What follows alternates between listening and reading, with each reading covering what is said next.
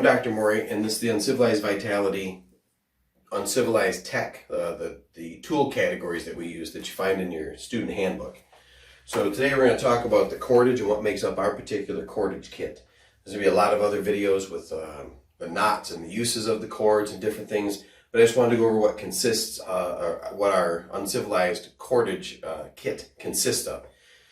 So start at one end. You're going to want about 32 foot long piece of half-inch cordage. You can get different kern mantle, you can get dynamic or static climbing ropes, but about 32 feet hank. This way it can work with others.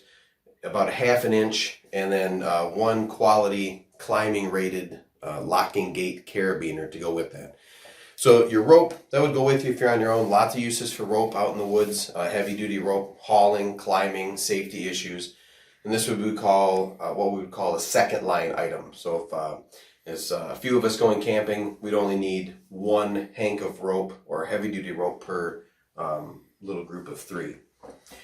The next item is going to be about a 1/4 inch diameter rope. I recommend this one. I think is the Dyneema, but any kind of really heavy duty synthetic cordage with a loop permanently at one end. You can either splice it in or just tie an angler's loop or a bowline, and then a simple stopper knot at the other end.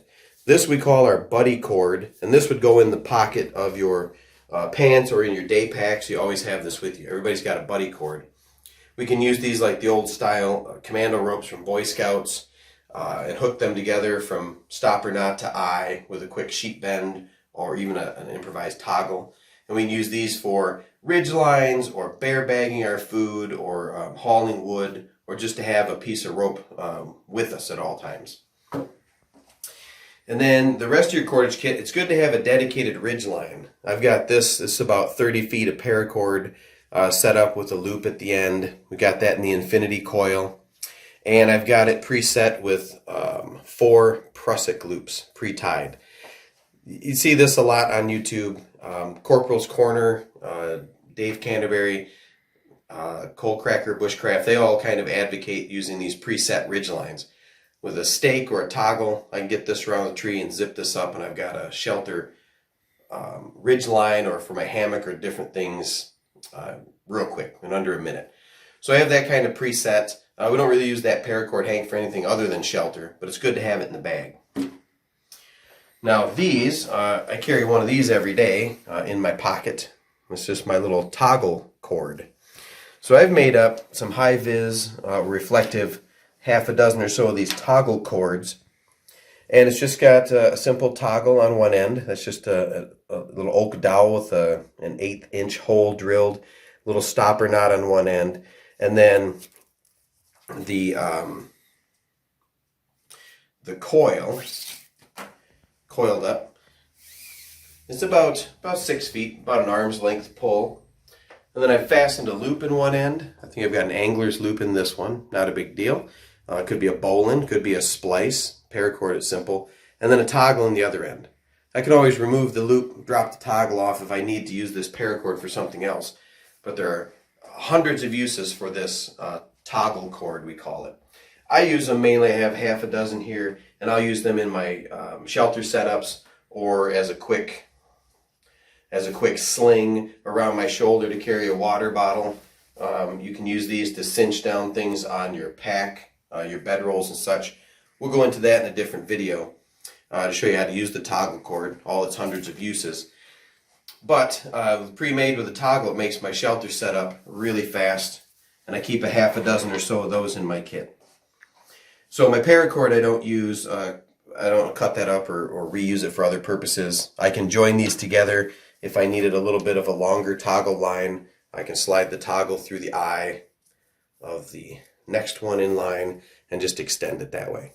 Okay, just like you did with those commando ropes or commando belts when you were in the Boy Scouts.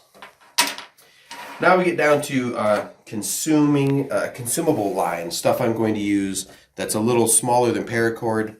I keep a 20-foot hank of number 36 bank line. This is twisted and tarred. I can break that down by unwrapping that and get three other strands of number 12, right, for lashing and different things. But because this is tarred nylon, I wouldn't want to leave that out in the woods at all. But I have it because it's very strong, and I just keep a small hank in my kit. Then I use my main line. I just say twine. This is actually just a roll of jute. You can get this for $1 at a hardware store.